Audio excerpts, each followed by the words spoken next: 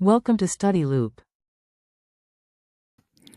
So to answer this question, first we need to know the number of moles of the formic acid and also the number of moles of sodium hydroxide they are reacting. And from the number of moles, we will have to know um, the final number of moles of the formic acid after the reaction. And from that, we will have to find the final concentration of formic acid and also the final concentration of sodium formate, which will form by the reaction of formic acid and sodium hydroxide. And using those two concentration, just from the Henderson-Hasselbalch equation, we can easily find the pH of the final buffer. So first, find the number of moles of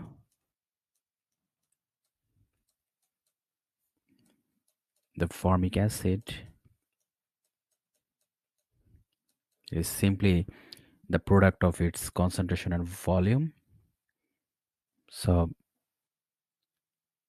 the concentration of formic acid is 0.25 molar or mole per liter times the volume of the formic acid, which is 150 milliliter or 0.150 liter. And from here, we will find the number of moles as 0.0375.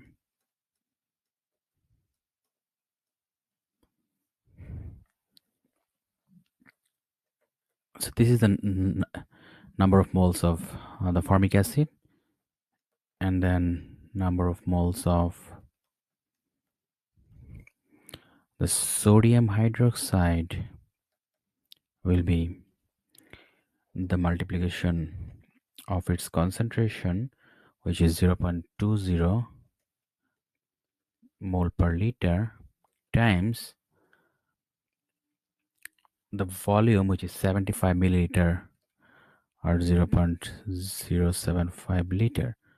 And from here we will get a value of 0.03 0.015 mole. So this is the number of moles of sodium hydroxide. Now we'll have to set up the reaction equation. So HCHO2 will react with sodium hydroxide to give us sodium formate plus water, which is a liquid, and all of the rest of them are aqueous. Now,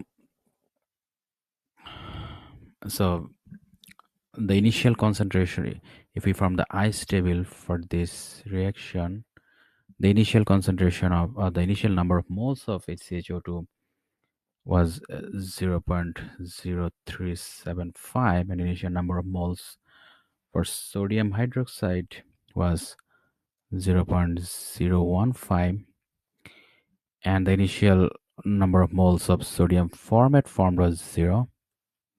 And since H2 is pure liquid, we don't need to calculate the values for that.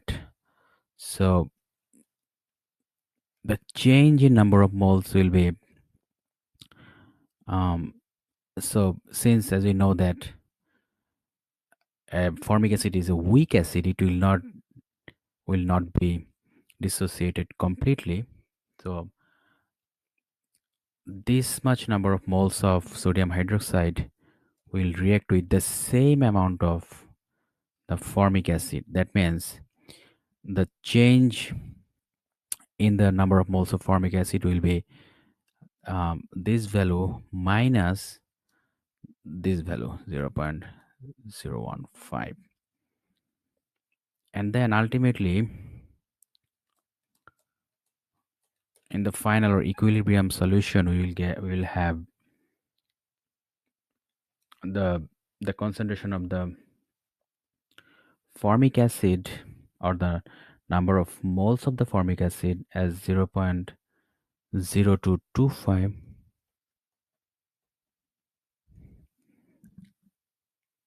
and this will remain as same, and then we will have um, 0.015 molar sodium formate.